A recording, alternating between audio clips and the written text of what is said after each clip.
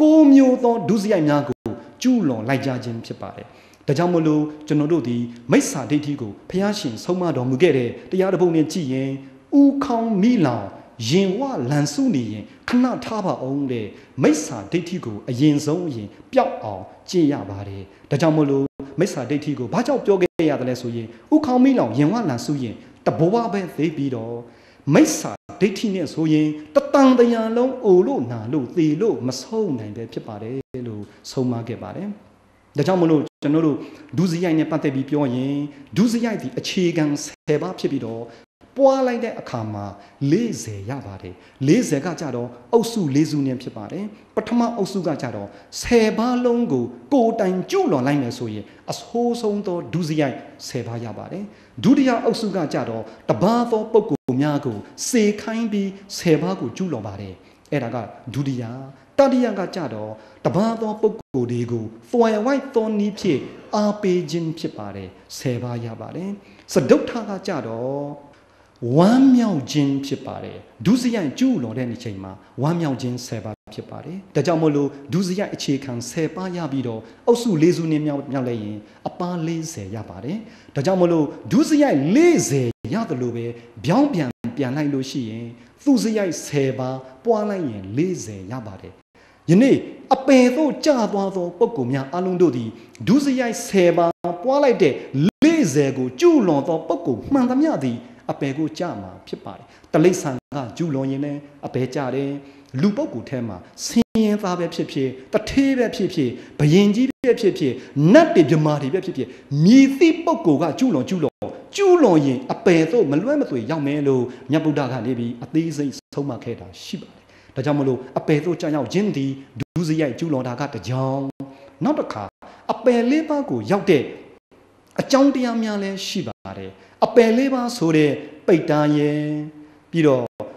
ငရဲရဲ့တရိษံရဲ့အသူရကဲရဲ့ခါဒီဘက်ကလေးပါးနဲ့ပေါင်းလိုက်ရင်အတူတူပဲတွေ့လာလိမ့်မယ်ဒီလေးပါးတို့သည်အကျိုးတရားဖြစ်ပါတယ်ဒီအကျိုးတရားလေးပါးကိုရောက်ရှိဖို့ကအကြောင်းလေးမျိုးကိုလုံလိုက်ကြိုးဖြစ်ပါတယ်အဲ့ဒီအကြောင်းလေးမျိုးကကြတော့လောဘကြောင့်မလို့ပိတ်တာဖြစ်ဒေါသကြောင့်မလို့ငရဲဖြစ်ပါတယ်မောဟကြောင့်မလို့တလိษံဖြစ်ပြီးတော့မာနကြောင့်မို့လို့အသူရကဲကိုဖြစ်ပေါ်စေပါတယ်ဒါကြောင့်မို့လို့လောဘဒေါသမောဟမာနကျွန်တော်တို့လူသားတော်တော်များများမှာရှိပါတယ်ဒီလောဘဒေါသမောဟမာနတွေအကြောင်းတရားလုံနေသမျှကာလပတ်လုံးဒီဘက်ကအပယ်လေးပါးကတော့လွန်မြောက်မှာမဟုတ်ဘူးဆိုတာကိုသိသိလာပါတယ်ဒါကြောင့်မို့လို့ဒီဘက်ကလောဘဒေါသမောဟမာနဆိုတဲ့အကြောင်းတရားတွေကိုပယ်သဖို့ဆိုဒီမှာ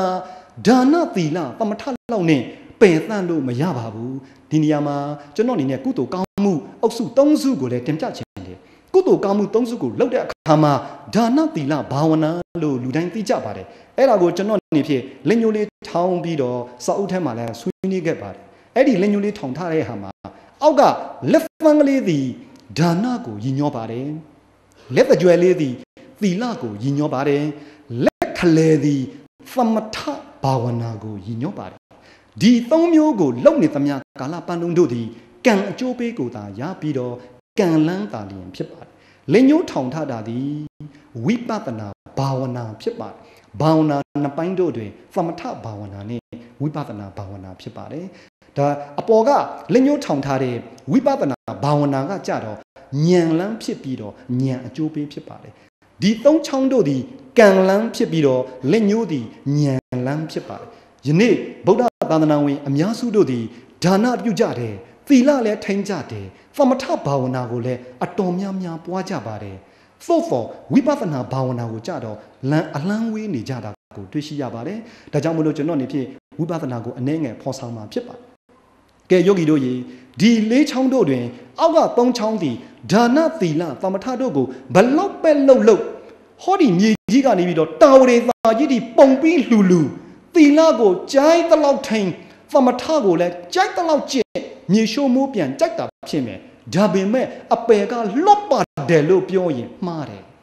အပယ်ကလွတ်ပါတယ်လို့ဘယ်သူမှအာမမခံနိုင်ပါဘူးတဲ့ဘာကြောင့်လဲဆိုတော့သူ့အကျိုးပေးအလိုက်သူရှိပါတယ်အပယ်လော့ကြောင်းတော့မဟုတ်ပါဘူးတဲ့ဒါကြောင့်မလို့ဒါနသီလသမထ3မျိုးတို့သည်ဖယားမပွက်ခင်တုန်းကလည်းရှိပါတယ်ဖယား မပွက်တဲ့သာသနာပမှာလဲရှိတယ်လို့ပဲဘာသာချမ်းများအလုံးတို့ဒီလဲဒါနသီလသမထကိုလုံနိုင်ပါတယ်မလုံနိုင်တာကဝိပဿနာဘာဝနာတစ်ခုပဲဖြစ်ပါတယ်ဒါနသီလသမထသုံးမျိုးတို့ကိုမလုံဖို့ပြောခြင်းမဟုတ်ပါအခြေခံမြတ်တာဖြစ်ပြီးတော့မူလတန်းအလယ်တန်းအထက်တန်းမြတ်တာဖြစ်ပါတက္ကသိုလ်ကိုမရောက်ပါဘူးတဲ့ဒါကြောင့်မလို့ဘွဲရဖို့ကအလံဝေးလာပါတယ်ဒါကြောင့်မလို့ဒါနသီလသမထသုံးမျိုးကိုလည်းလုံရမှာဖြစ်တယ်လို့ဒီသုံးမျိုးကိုအခြေခံပြီးဝိပဿနာဘာဝနာကိုလုံမှသာလျင်အပယ်ကနေပြီးလွန်မြောက်နိုင်မှာဖြစ်ပါတယ်ဘုရားရှင်ကိုတော်မြတ်ကြီးကတော့အတိအကျဆုံးမတော်သင်ခဲ့တာကိုလည်းယောဂီများလည်းအလုံးနဲ့သိပြီးသေးလို့ယူဆပြီးတော့ဒီနေရာမှာအကျဉ်းယုံမြတာလျင်ကံအကျိုးပေးရှိသလောက်အပေါ်တက်ပြီးတော့ကံအကျိုးပေးလဲကုံယုံပြန်လဲပြီးအောက်ကိုကျလာပါတော့တယ်ဒါကြောင့်မလို့လက်ချောင်းသုံးချောင်းကိုအောက်ကိုကွေးထားခြင်းဖြစ်ပါတယ်အကျိုးပေးရှိသလောက်လူနတ်ချမ်းသာကိုရရှိမှာဖြစ်ပါတယ်ကုံပြီးဆိုတာနဲ့ပြန်ဆင်းပြီးအပယ်ကိုပြန်ဆင်းပါတယ်ဒါကြောင့်မလို့အပယ်တကားမပိတ်ပါဘူးတဲ့အပယ်တကားကပိတ်တယ်လို့ဖြစ်ပြီးပြန်ပွက်သွားပါတယ်ဒါကြောင့်မလို့စပလင်တကားလို့ပြောရင်ဖြစ်မှထင်ပါတယ်ကဲဒီလိုဆိုရင်ဒီသုံးမျိုးတို့ဒီအကျိုးပေးရှိသလောက်ပြန်ကြမယ်ဆိုရင်ဒီသုံးမျိုးကိုလည်းလုံရပါတယ်သူ့အကျိုးပေးလိုက်သူရှိတယ်လို့ပဲဝိပဿနာဘာဝနာကကြတော့ဘယ်တော့မှပြန်မကြတော့ပါဘူးအကျိုးပေးရှိသလောက်အပေါ်ကိုတက်နေတော့တယ်ဥပမာတင်စားပြီးပြောရရင်အောက်ကဒါနသီလသမထသုံးမျိုးတို့သည်ပိုက်ဆံချမ်းသာတယ်လို့ပါပဲတဲ့ပိုက်ဆံချမ်းသာလို့သုံးရင်ရှိသလောက်သုံးလို့ရတယ်ပိုက်ဆံကုံလဲကုံရောဆင်းရဲသားပြန်ဖြစ်သွားပါတယ်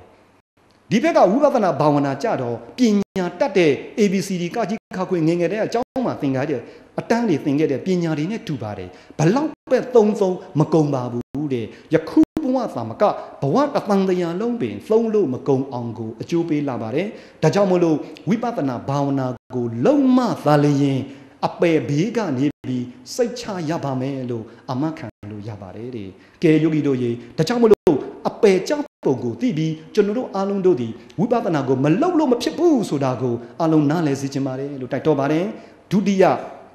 အပိုင်းအနေနဲ့တင်ပြခြင်းဖြစ်ပါတယ်တတိယအပိုင်းအနေနဲ့လူဘဝရခဲ့ခြင်းနဲ့တန်တရာရှီလပုံကိုလည်းပဲအကျဉ်းယုံတင်ပြရမယ်ဆိုရင်